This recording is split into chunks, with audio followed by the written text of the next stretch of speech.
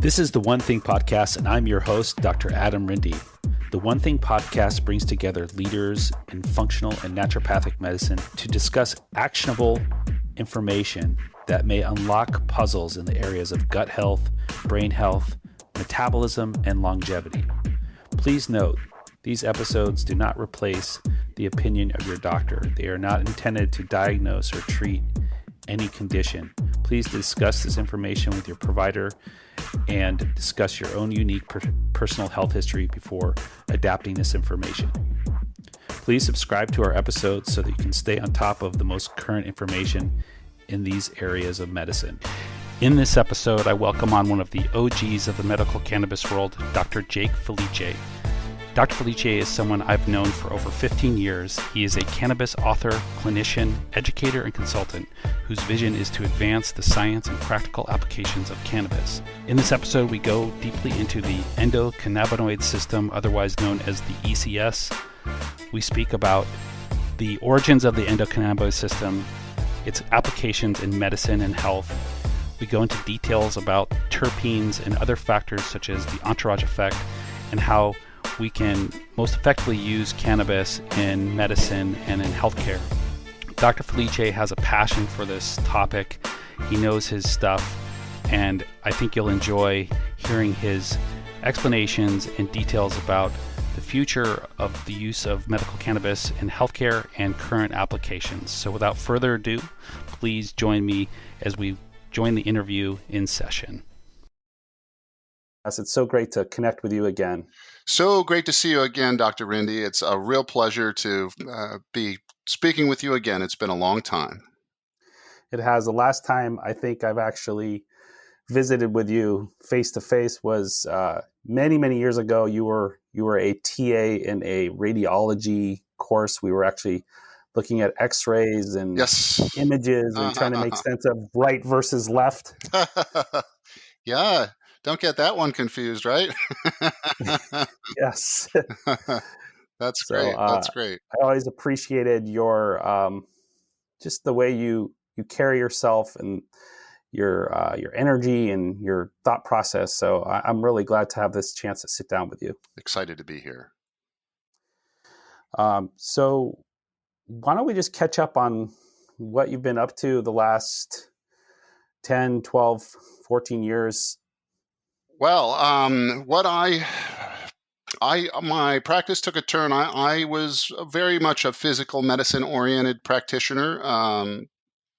Even back before my days in medical school at Bastyr, I was a licensed massage therapist and had trained in Santa Fe, New Mexico. Very early on, I did a Mayan abdominal massage course, which I thought was very interesting. One of my body worker colleagues and co-students at the time was a curandero in New Mexico. His family had been there for over 400 years. He learned a lot of his techniques from his grandmother and practiced regularly in Las Vegas, New Mexico. Tony Gold, if you're out there and hope you're walking the earth still, buddy. Anyway, he did not attend this Mayan abdominal course, but he was very interested and I wanted to practice. So went over to his place and I started doing the routine. And he said, "Oh, hold on a minute, stop. Let me show you what my grandmother taught me." And they were very, very similar. And that land bridge between the Maya and New Mexico had somehow been crossed to a large degree with these techniques. Anyway, that's a bit of a side story. But the other thing that he really talked a lot about, and I never saw him use, was this tincture that the local healers applied to mostly for sore muscles and arthritic conditions. And he had said that one of the ingredients is cannabis. And I said, okay, well, and left it at that. But years later, as I was learning about cannabis from my patients, that kind of clicked in and I started getting interested in topicals. I've written extensively on topicals. We have a peer-reviewed out for review now And I find the topical aspect of medical cannabis fascinating. But my patients at the time, and I think this is at least a decade ago. Um, I had two patients in a row come in, and just coincidentally, they had pulled themselves off of the same benzodiazepine all by themselves. And the first patient I asked, "What did you do?" And they said, "Marijuana." And I was like, "Okay, marijuana." But the second patient was the exact same medication, and I said, "How? How did you do it?" And they said, "Medical cannabis." And the differentiation between the wording really struck me. And I started, just like Sanjay Gupta, I started doing a little bit of research, and I was astounded. Of course, we still need a lot more research. But even despite the legal prohibition and still a lot of prohibition on cannabis research at the federal level, still to this day, we have as much peer reviewed information on medical cannabis as just about any plant in the entire biosphere, with the possible exception of garlic. So there is an amazingly robust literature set, much of it cell tissue studies. We need more human studies.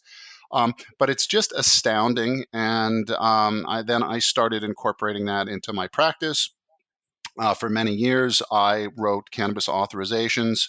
I still consult. I don't do the authorization forms anymore. We can talk about why that is, but I feel that puts us at risk as practitioners. And now in this state, since it is legal on the recreational side, I no longer do those because I feel that my patients can now have access.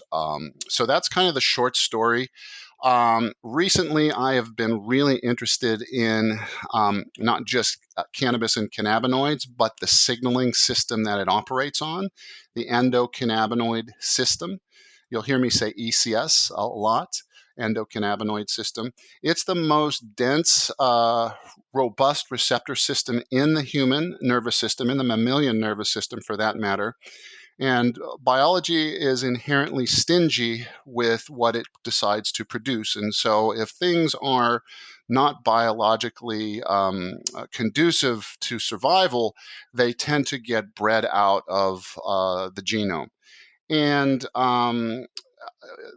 that is the exact opposite has happened in the human nervous system. This system is a 600 million year old receptor system. So anything that has lasted that long in biology is robust. And many clinicians and researchers know very little about it. And unlike so many conventional medications, the knowledge base of this plant has come up from the people asking their doctors, just like my patients did to me. And so it is not being driven by pharmaceutical interest, but it is being driven by popular interest. So that's kind of the last 14 years in a nutshell. Wonderful.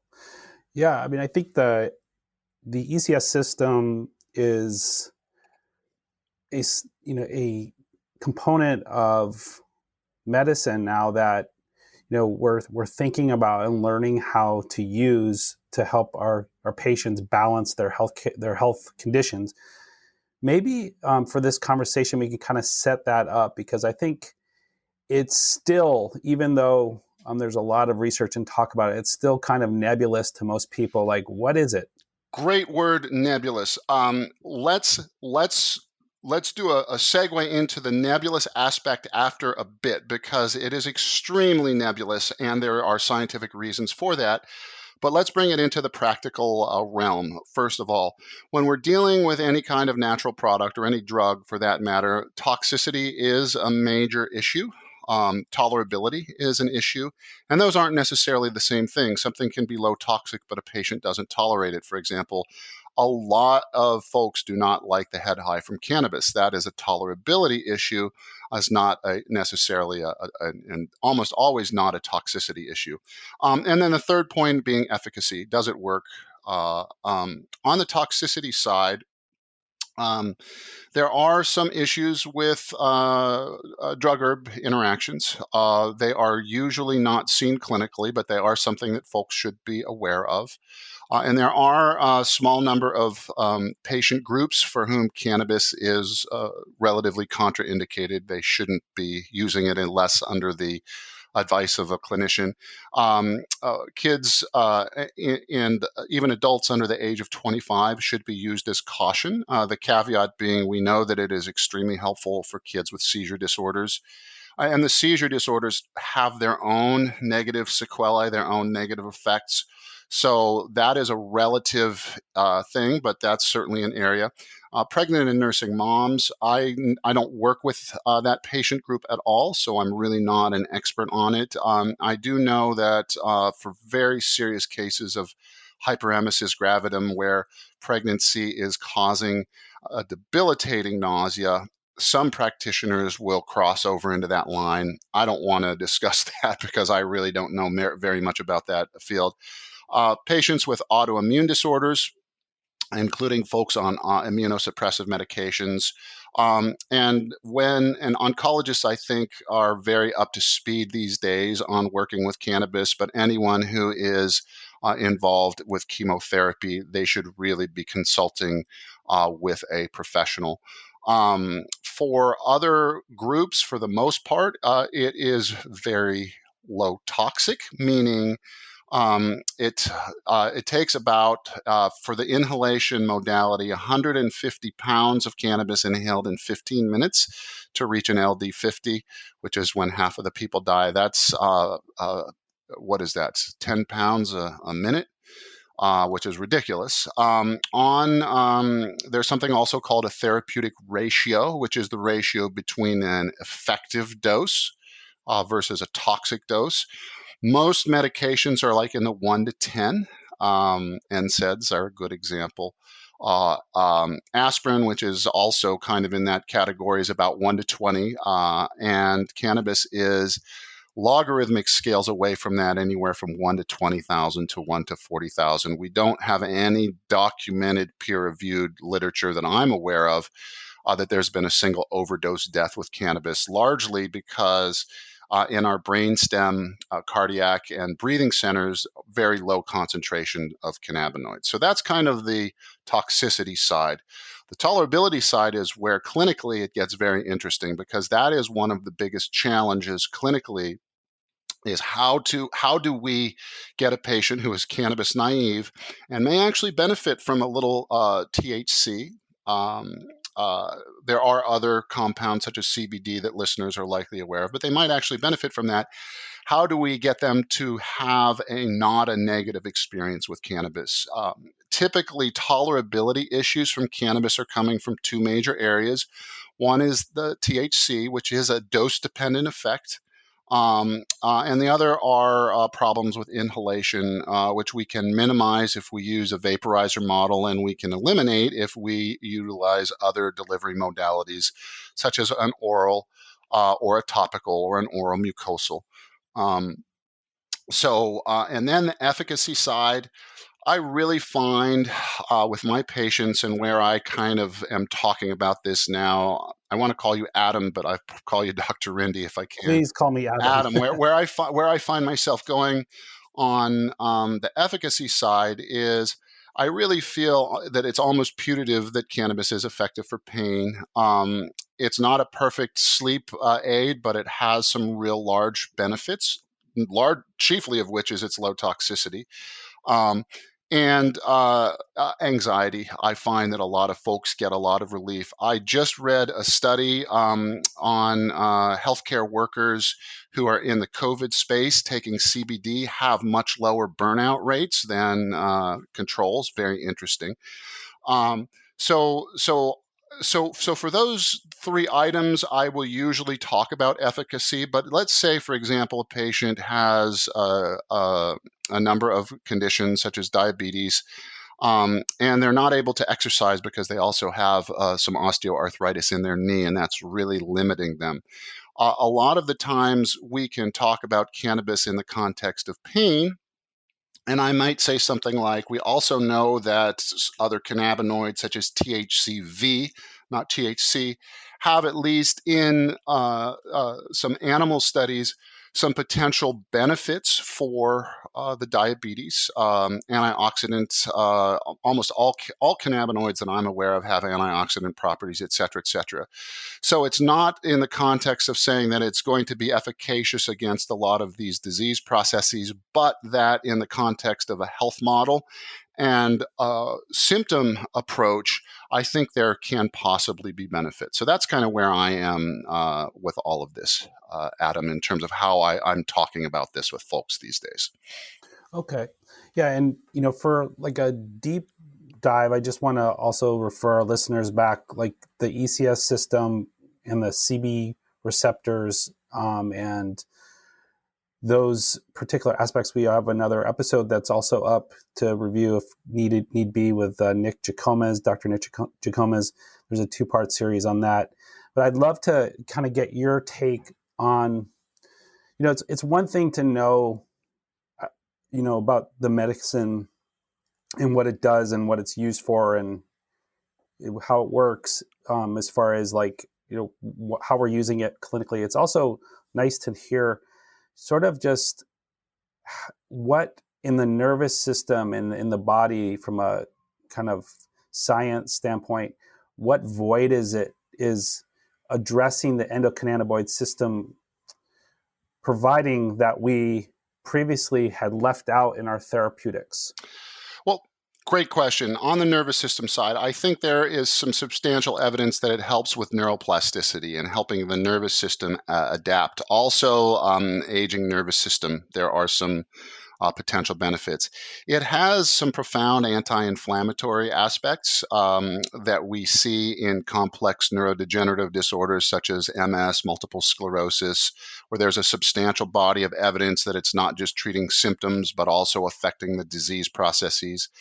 And what I'm using, and probably one of its most unique features in the nervous system, well, the way that I introduce this to a regular audience is I say, let's build a car.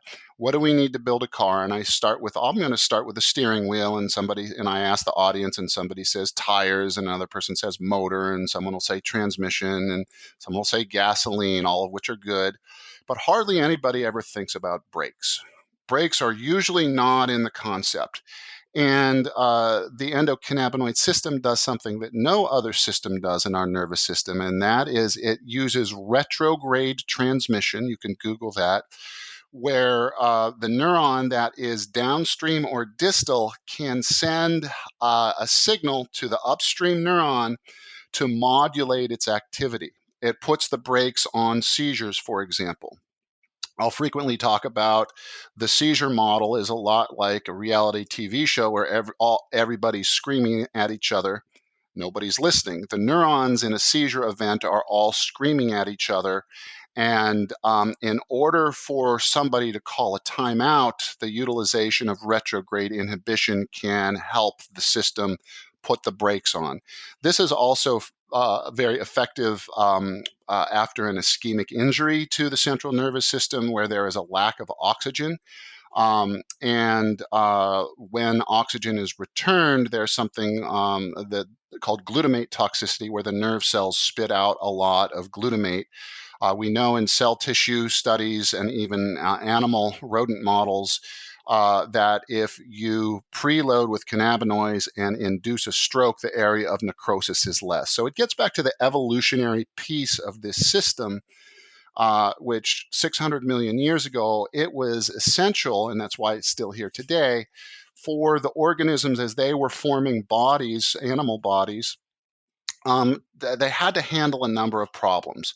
One of which is we're just discussing oxygen deprivation. Because if you go from the single-celled organism to a multi-celled organism, you have to get oxygen to the tissues, waste products out.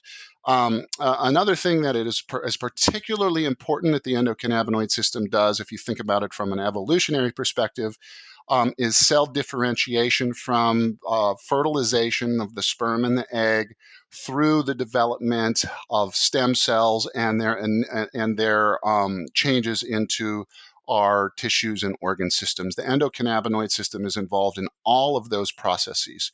Uh, um, So we mentioned injury, we mentioned the evolutionary processes, also feeding, getting food to the tissues. And the organism needs a system that can monitor and sentinel outside forces as well as internal disturbances and then make adjustments. So one of the things I a lot of times will ask people is, where is this endocannabinoid system? And it really lies at the intersection between connective tissue space, which is interstitium, and lipids, which are either going to be cell walls or can be nuclear membranes, mitochondrial membranes intracellularly. And so it is hardwired into all of our body's essential monitoring systems, developmental systems. It's even hardwired into the cognitive systems, as we know from folks on the recreational side. And I refer to it, it's kind of like a fiber optic network. So I refer to it as kind of like the internet of the body. And if you and I, Adam, were having a poor internet connection, our video would be fuzzy, our sound would be fuzzy. Biologically speaking, if the endocannabinoid system or if the communication networks are hampered, that can lead to downstream problems. We now have something called endocannabinoid deficiency syndrome, where we think a lot of functional things like migraine headache, irritable bowel syndrome, fibromyalgia, which classically we think of as very different, might have this underlying similarity of problems with endocannabinoid signaling. Anyway, I'm doing a lot of talking here, No, this Adam. is great. Doing a I'm lot of gonna talking I want here. to comment, yeah, on that because I think this is just such a critical point, and I'm really glad that you spoke about this because, over the years, when we started with using cannabinoids in therapeutics or people just using them recreational, it's like, just take you'll feel better, it works. Like, don't question it, kind of thing. But if you listen to what you just described, it really shows that so many of our modern day disorders, there's some seeds connected to this system, that, if you think evolutionary wise, certain people who had deficiencies in using endocannabinoids might not have had a survival advantage. And it's really interesting to think that, when we think about it this way, is that it's, instead of thinking about it like, oh, it's pot, it's actually part of your innate, we're acting upon It's your innate system. exactly it's and not only is it modulating our an innate signaling system, it is the most robust one in the entire nervous system, which is arguably a huge control system in the body. Is also involved intimately in the stress response. Hypothalamic, pituitary, adrenals, all the HPA axis is intimately involved in that. I just wrote a paper on that. And it does, and to bring it to the macro level, societal stress. I mentioned that study of COVID caregivers having less burnout. What it does from a health perspective, as opposed to a disease model, is it gives us an ability. And I'm not talking just about cannabinoids. We'll get to that in a minute. But this system gives us an ability to manage our internal environment despite a lot of craziness happening on the outside. Um, the system not only responds to cannabinoids, it responds to other plants that affect the system. Uh, your previous guest, Dr. Nick, I'll call him if I'm remembering his name correctly, probably talked about CB1 and CB2. CB1 is predominantly in neural tissue. CB2 is mostly in immune cells. Let's remember that the synapse where CB1 is working is also interstitial space. It's also connective tissue space. So it is that water lipid interface in the neural net. In the immune system, the CB2 is the bigger signaling. There are CB1 receptors on immune cells, but but just in general. Um, Plants like echinacea, which have a pretty robust evidence base for immune modulating activity, work partially on CB2 receptors, the alkylamides in echinacea.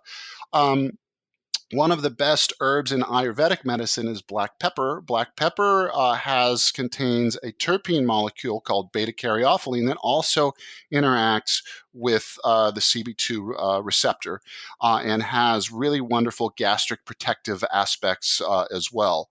So that's the botanical side, but also on the exercise physiology.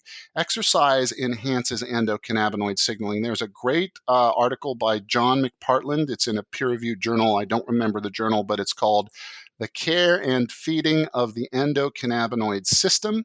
That's written from an osteopathic perspective, but I think you'll find it fascinating. Acupuncture. Chiropractic type manipulations influence this system. There's a study on singing in women that affects endocannabinoid levels. So things that we classically think of as healthy for us, omega-3 essential fatty acids, are benefiting this system. And things that we think of as classically as toxic to the physiology, whether that be pesticides or even alcohol, it's never fun to say that, but it's true, will negatively affect this system's signaling. So what I find beautiful about it, Adam, is it really is not only cutting edge 21st century science, but there's skin in the game for everyone. The pharmaceutical companies are very excited about potential patents on manipulations of this. And right now, I think natural and holistic practitioners, functional practitioners, are very excited because the modeling that is being used on the pharmaceutical side is really this showing some of the superior aspects of plant-based medicine. I'm not saying that plant-based medicines are superior, but they're niche-oriented, chiefly with meaning low toxicity. I Yeah, prefer to have you interrupt me, but I will talk until you stop me. yeah, that's good. I know you're really passionate about this topic, so I really appreciate that. The interesting thing that you brought up about plants and perhaps their advantage over a synthetic medication that's trying to manipulate this system. From what I've read, is the terpenes and some of the what's called the entourage effect Mm-hmm, mm-hmm. of the plants is largely a contributor of this more beneficial holistic effect. So maybe you could take us through just a little bit of a dive into that. Let's talk about entourage effect. And I think that where Western medicine really saw this was in HIV and antiretroviral drugs in the 90s, where when I was in the clinic at Bastyr, I worked with HIV patients in the Ryan White program, and at that point in time, there was robust funding, so they could come in and use all of our therapies. It was fantastic. Yeah, I was a part of that as well. Oh, what a wonderful program. Anyway, so part of what started happening with these antiretrovirals is they stopped working after a while. And what they realized after a while is if we use more than one of them at the same time, they last longer. We see this in modern oncology and cancer care, where one of the chief problems with oncology medications is the toxicity to our body's own cells. And so one of the ways that that's being managed is through utilizing multiple receptor pathways, different types of medications simultaneously. And that will allow much of the time for them to be given at lower doses and still having good efficacy. So this is not a model that is foreign. We know, and you mentioned entourage effect. I usually use the caffeine as an example because a lot of people can relate to it. Most folks are aware that coffee and tea, green tea, even if they have similar amounts of caffeine, will have a different physiologic response. The green tea not only has caffeine, but it has a molecule called L-theanine, which affects GABA receptors, amongst other things. So that when you're taking green tea with the caffeine, you get a smoother ride. It's not as big of a lift, but you also have less anxiety, for example, less jitteriness. So these molecules can work together. There are five basic modes of entourage or synergy. One is that the positive effects of the combination get better. So with CBD, for example, and THC will cause short-term memory loss. It goes away when the patients stop using cannabis, but when they are using a THC product, let's face it, we all know you're not the sharpest tool in the toolbox if you've had a lot of THC. But CBD in conjunction will limit some of the short-term memory effects associated with THC. The other is that's reduced harm. So that's one of them. The other is increased efficacy. We know that THC plus CBD together will enhance the pain relieving effects of cannabis. A third area is dosage, and a lot of terpenes in the literature will help certain molecules cross the drug-brain barrier. Some of them will help them cross the skin barrier. So utilization of different compounds with a lower dose, get more to the target tissue, and antibacterial effects, which people think really don't belong in the world of cannabis, but we know that CBD has antibacterial effects at ultra low concentrations, and it is doing so by an unknown mechanism. And we have not had a new mechanism in over 30 years on the antibacterial side. So it is tremendously promising. Um, uh, and to back up on the synergy and the entourage effect, I like to tell a story about some berberine alkaloids, which we classically think of as in Oregon grape or Berberis officinalis. This comes from a traditional Vietnamese medicine study where they looked at this alkaloid's effectiveness against the malarial parasite. And just like the antiviral drugs in the 90s with the HIV, this single molecule achieved immediate efficacy in reducing the malarial parasite, but tolerance developed right away.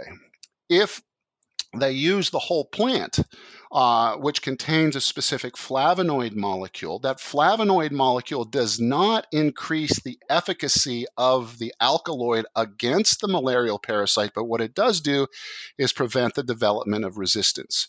So this is entourage effect. You need to have it hitting an entourage effect will only happen if it is hitting multiple receptors simultaneously. CBD is affecting not only cannabinoid receptors, both allosterically and indirectly through enzyme inhibition of THC breakdown. It is also hitting adenosine receptors, which is also what caffeine works on. They do it the opposite, though. Caffeine will stimulate, and CBD will land on TRPV1 receptors, which are very important in inflammation and pain signaling, and even burn signaling. So topicals can be very effective for sunburn, for example. They'll land on nuclear receptors, GPR55, et cetera, et cetera. So people use the word magic bullet. How can it be a magic bullet? Well, it's not a bullet. It's more like a shotgun that is hitting multiple receptors at the same time. And now, when I was at Bastyr in the early part of the 20th century, we didn't have all of this information, but we now see its application. And the large takeaway is that it allows us to use low toxicity, make it more tolerable, and at the same time efficacious. And it's doing that through multiple pathways, not just a single pathway. Another Yeah. long rant, Adam. Yeah, I think it's interesting. One time I was listening to a talk by Dr. Abrams from UCSF. Yes. And he was, he was saying, like, what is the definition of holistic medicine? And the answer was, first of all, actually, the more accurate, the question was, what is the definition of a holistic therapy? And a holistic therapy, and according to him, and this really stuck to me, was if you were to do one intervention and it would be beneficial to the recipient in multiple areas Hmm. versus one single purpose. Mm-hmm. Mm-hmm. So his example was like, what does cannabis provide for the cancer patient? And it's like he said, he stated that it could replace 6 or 7 drugs Yes. that are used. I want to be clear, not for treating cancer, but for the support of the cancer patient. Symptom management. It can stimulate appetite, and most conventional medications that stimulate appetite don't necessarily have the patient put on weight. That's a big cannabis does both. It can be the topicals can be very effective for radiation burns if used in the context of oncologic care. It can help with anxiety. It can help the patient sleep. We know from a lot of areas where there's psychoactivity that end of life care, which is not necessarily, it's not cancer care, but end of life care, the psychoactive psychedelic experience can give folks a different perspective on their life as they are moving through the final stages. It can be good for pain, and it can be good for sleep. Especially the research shows sleep that is associated with pain. It's low toxic. It works with all of the other pain medications. So not only does it potentiate opiates, so when you're using opiates for pain, bone pain, for example, the cannabis can help it work better. It also, in conjunction with opiates, helps prevent the development of tolerance. It also, if you're using opiates and have developed tolerance, helps reverse the tolerance. So many, if you're utilizing an NSAID for medication, there's a small study that smoked cannabis, not oral, decreases gastric irritation from NSAIDs, which is a type of a pain medication. So it just has benefit after benefit after benefit. And if you pull it back to the evolutionary perspective, this system is really a communication, it is a rapid acting communication system that is behaving. And the endocannabinoid molecules are not peptides, they're lipids. So most signaling molecules that we're aware of are peptides. And this takes us back to that fuzzy picture. You used a better word than that. Nebulous. Nebulous. Um, uh, our classic idea of pharmacology is a water soluble intravenously delivered medication. That's the classic model, landing on a relatively stable receptor system. Now, the opiate receptor system can change its regulation to develop tolerance, but the cannabis system is not only is it a lipid soluble signaling system, but it is also landing on receptors that behave very differently than our classic understanding. For example, the CB1 and the CB2 can have separate effects, but together they will form a dimer and have a third or a different effect. The cannabinoid receptors will also co-localize with dopamine receptors. The endocannabinoid molecules that are based largely from omega-3 fatty acids and occasional omega-6 fatty acids will also form on the tails endocannabinoid dopamine-like molecules. So this signaling system is nebulous. It is so much more complex than conventional pharmacology on multiple levels. Just any one of those features makes it difficult, but we know that it tends, so this is where I go with how I talk about it. We know that it's low toxic. We know that it tends to help folks with pain, that it's not far from perfect, and we can talk about its downsides with sleep, but it helps a lot of folks sleep, helps with anxiety, and has these other potential benefits that we're not necessarily trying to treat with cannabis, but might be some positive attributes. So, Yeah, and I think there's some variability in response to cannabis. Maybe you could just briefly talk about how we're learning about polymorphisms and like the SNPs. yeah, I think that, well, first of all, it doesn't affect people the same way. The withdrawal aspect of it, some folks, some folks don't get any cannabis withdrawal at all. Others in other studies show that the effects can last a minimum of 45 days. For some people, it is, especially who have cannabis abuse, it can be very challenging to withdraw from. One of the main reasons it's hard to withdraw from cannabis is, like all other sleep medications, it's not just cannabis, you get a withdrawal insomnia.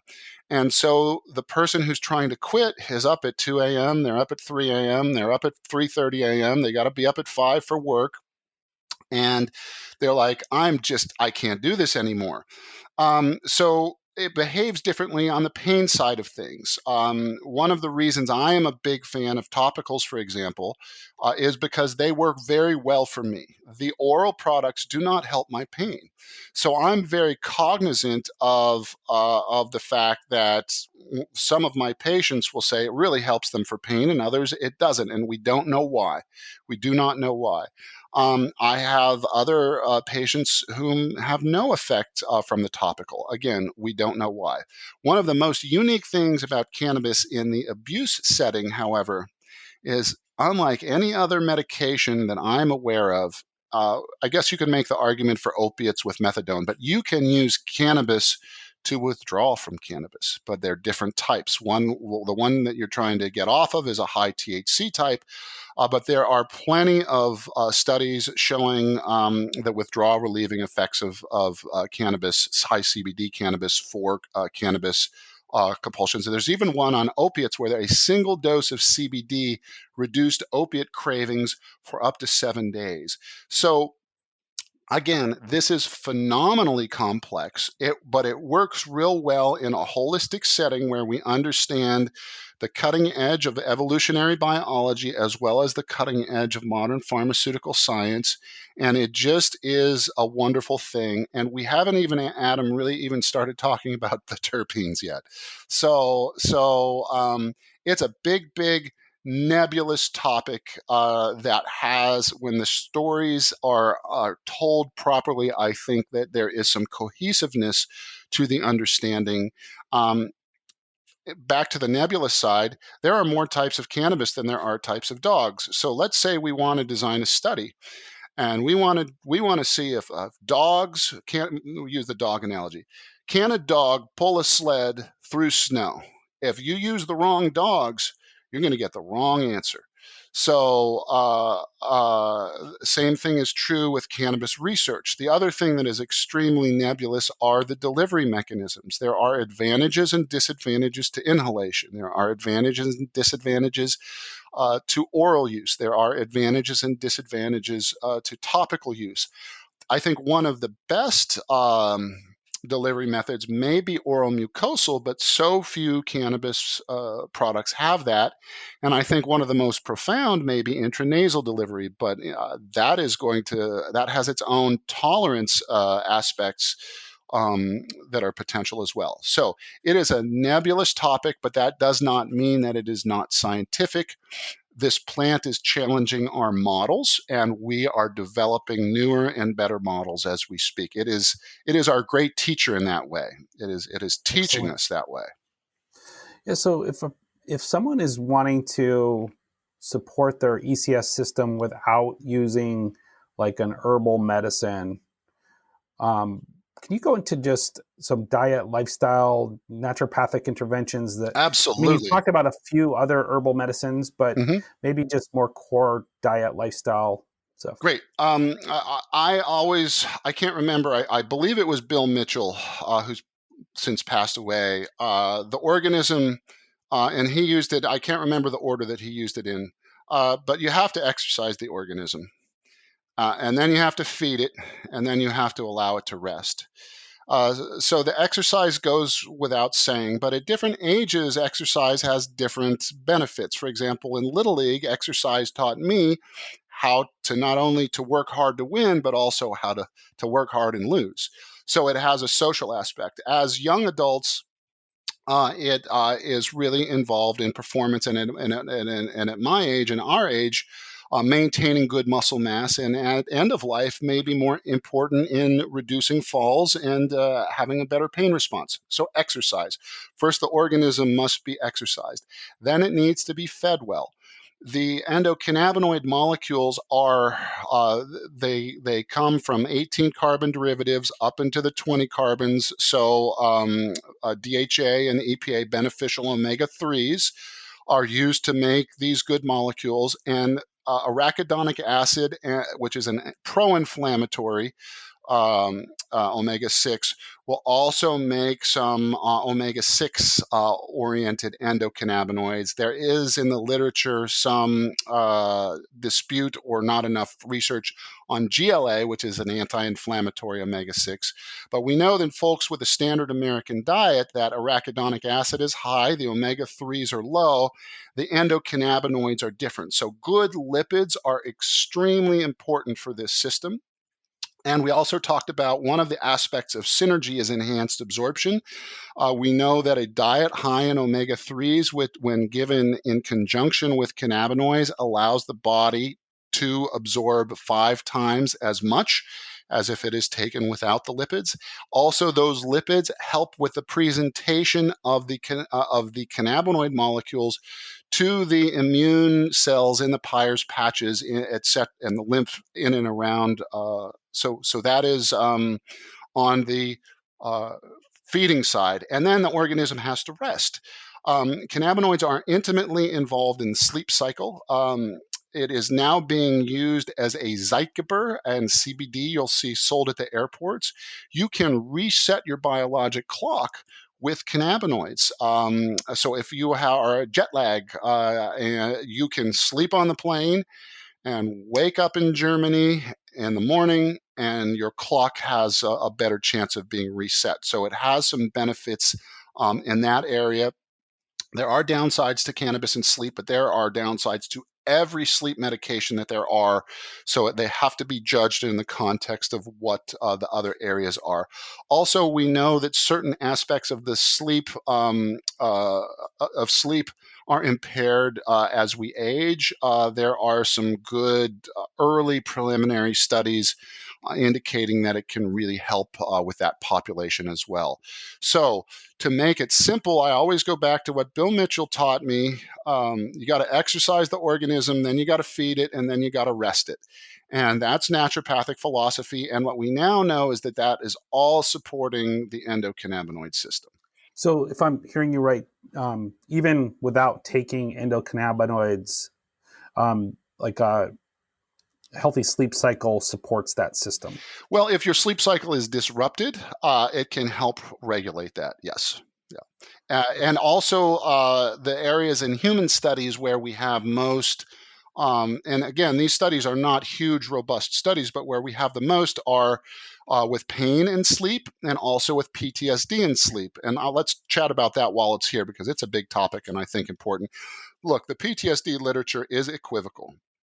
There are different areas that are equivocal, but I can say from the clinical experience, one of the things that I've seen it enough to have a professional opinion that it can help some folks at least temporarily. I do not think it is a long-term solution, but folks with central pain syndrome and PTSD who have not slept 90 minutes in years can maybe 1 or 2 nights get a good rest. That can mean all the difference in the world for someone. I had a woman say to me, she's in her 80s, first night using CBD, I haven't slept that well since my husband died. And it was like 4 years ago. Now, later that week, while taking CBD, it didn't have the same effect. Could that have been placebo? We do not know. But on the PTSD side, one of the most horrible things for folks, and PTSD can come from acts of war, it can come from sexual abuse, it can come from a terrible accident. A huge number of post-COVID patients, if you can't breathe, that causes distress. COVID and long COVID PTSD is now an issue. The night terror, the REM sleep with cannabinoids, specifically with THC, is decreased, so the dreams are not as vivid, which also means that the nightmares aren't as vivid.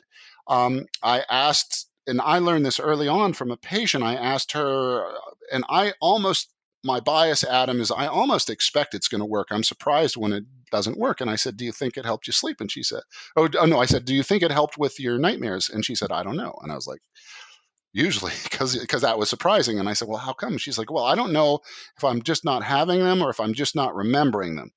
And I think we need a lot more study in those areas. But on the sleep side, I think that's where the evidence is.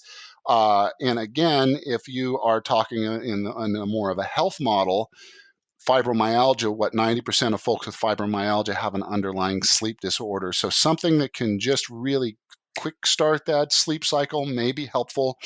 And the CBD is much more tolerated long term, I think, than THC. I think THC has a role, especially in PTSD, however. So, Yeah, yeah, and like with all those therapeutics, the combination of some behavioral therapy in conjunction and other practices like absolutely. meditation, mindfulness. Absolutely. I mean, it's putting it all together, but I think it's filling a void that was previously not there for these patients and people suffering from these disorders. hmm And it presents a teaching tool as well, because all of a sudden, folks like, oh yeah, nobody likes it when the internet's slow. It's a good. It provides a good model for teaching about nutrition, teaching about exercise, teaching about good. And the other thing with on the sleep side is it really does help with sleep architecture. So I would imagine there are military and even space station oriented applications for this. I also like to plug that I think that cannabis can help us not only as individuals, but as a culture and as a species. The hemp seed, which is not psychoactive, is a perfect protein, and it has a perfect anti-inflammatory lipid ratio where the omega-6 to omega-3 is anywhere from a 1 to 4, 1 to 3. So that's an ideal ratio, better than chia, better than flax. Um, um, and to be very futuristic, they're talking about Elon Musk is talking about utilizing the polar ice caps of the moon. We're going to have water up there. We're going to have sunshine up there. The plant can be grown for food. It has industrial applications. On this planet, there are studies that show we can feed the whole planet with hemp. It's a carbon sink. It's good for the bees. It doesn't need the bees, but it's good for the bees. And it provides industrial applications, including biofuels, bioplastics, hempcrete, so compression oriented building materials, as well as tensile oriented building materials. There's no reason this plant should be illegal at the federal level in my not so obviously humble opinion when we're talking about that. Yeah, let alone like hemp seeds in a salad dressing. Oof. Yeah. I've been making some of those mixtures where you throw hemp seeds into some like vinaigrettes or Oh yeah.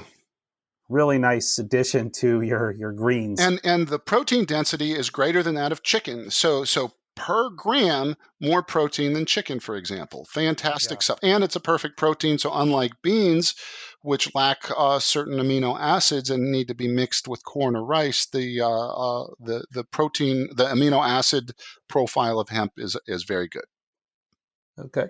Well, I think this would be a great opportunity for us to just kind of wrap up, and maybe if you could give us like a take home message, and then I'd love to hear what you're up to, how people who are listening to this can follow your work, anything that you're doing that you're currently enrolling people in. Great. And also, before I left, I want to hear just like a little bit about your surfing habit.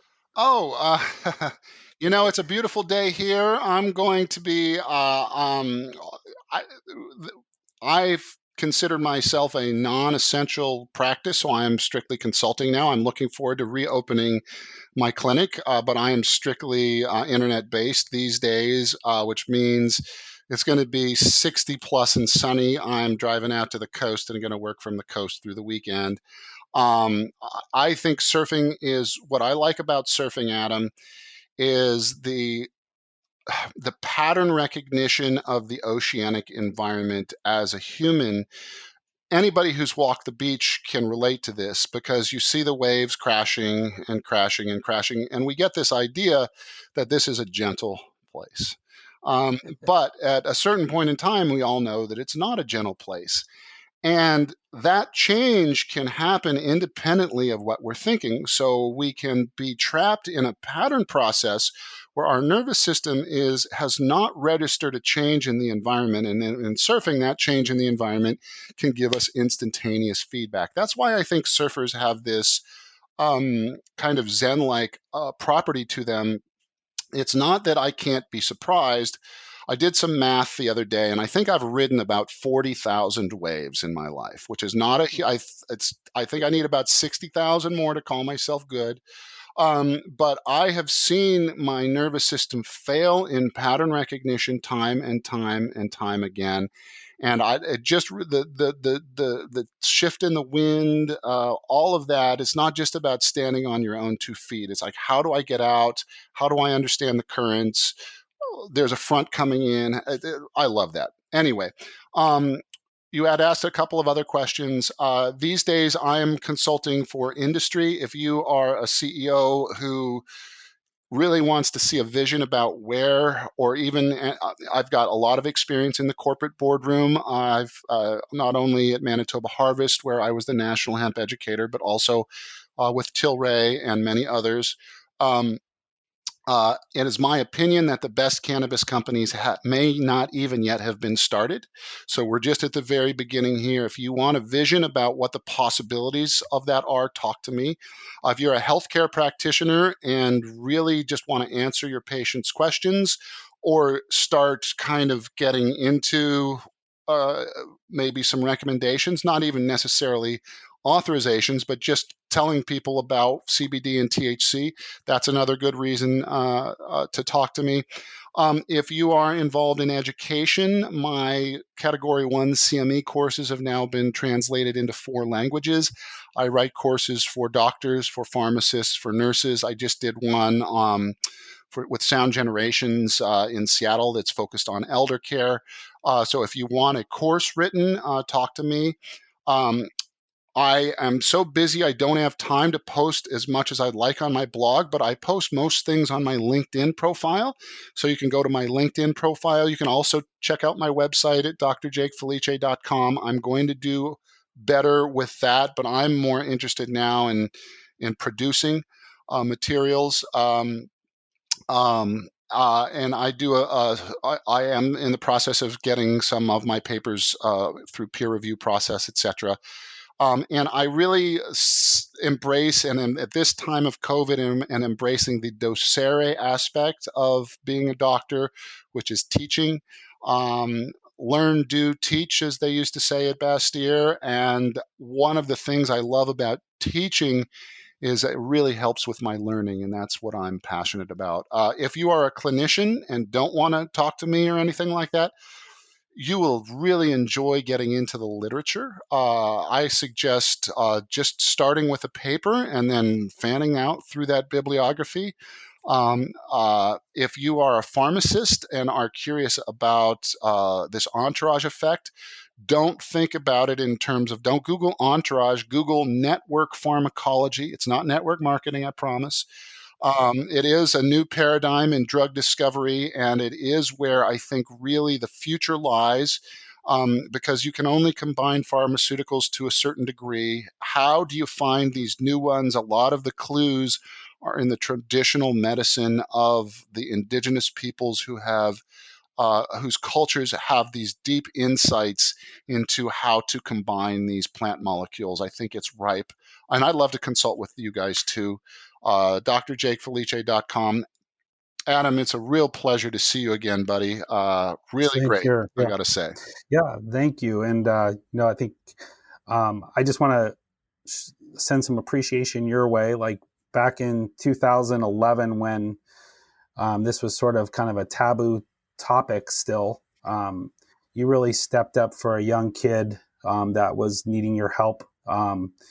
And I think because of those steps, like, getting that therapy approved from their oncology team and over at a children's hospital, now from what I hear over at Seattle Children's, all the kids are, able to try CBD if their family is wanting to, and it's kind of a normal thing now. Versus you were a pioneer, and I really want to send a big appreciation to you for that.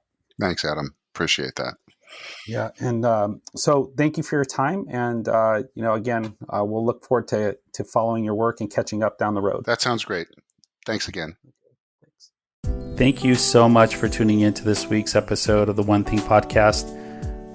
Please share these episodes with your friends, loved ones, colleagues, patients, healthcare providers, anyone who you feel might benefit from hearing these informative interviews. We tend to learn best from people sharing things with us. That's often the first time it's introduced. So don't hesitate if the content of these episodes reminded you of someone that might benefit from it. Forward the episode to them, and I'm sure they'll either appreciate it or be appreciative that you've thought of them. So once again, we'll look forward to seeing you next episode on the One Thing Podcast. And again, much appreciation for you being here with me.